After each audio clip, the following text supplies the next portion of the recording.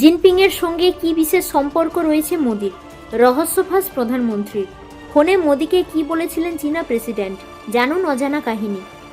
অমীমাংসিত সীমান্ত সমস্যা হোক বা পাকিস্তানের সঙ্গে কূটনৈতিক লেনদেন, নানা ইস্যুতে চীনের সঙ্গে সম্পর্কে চড়াই উতরাই দেখেছে ভারত।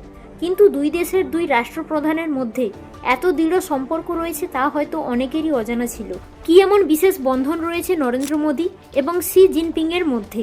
জিরোধা সংস্থা সহ প্রতিষ্ঠাতা নিখিল কামাথের পডকাস্ট অনুষ্ঠানে জিনপিংয়ের সঙ্গে তার অটুট সম্পর্কের কথা জানালেন নরেন্দ্র মোদী। ভারতে পা দিয়ে গুজরাটের ভটনগড়ের যে গ্রামে চীনা দার্শনিক হিউয়েন সাং থেকেছিলেন, সেই গ্রামে জন্মগ্রহণ করেছিলেন প্রধানমন্ত্রী মোদী। 2014 সালে প্রথমবার দেশের প্রধানমন্ত্রী পদে বসার পর নরেন্দ্র মোদীকে ফোন করে শুভেচ্ছা বার্তা দিয়েছিলেন চীনা প্রেসিডেন্ট শি জিনপিং। সেই ফোনালোপের স্মৃতিচারণা করে মোদী বলেন, ফোনে আমায় শুভেচ্ছা জানানোর পরই ভারত সফরে আসার ইচ্ছে প্রকাশ করেছিলেন শি জিনপিং। তিনি জানিয়েছিলেন গুজরাটের ভটনগড়ে আমার গ্রামেই থাকতে চান তিনি।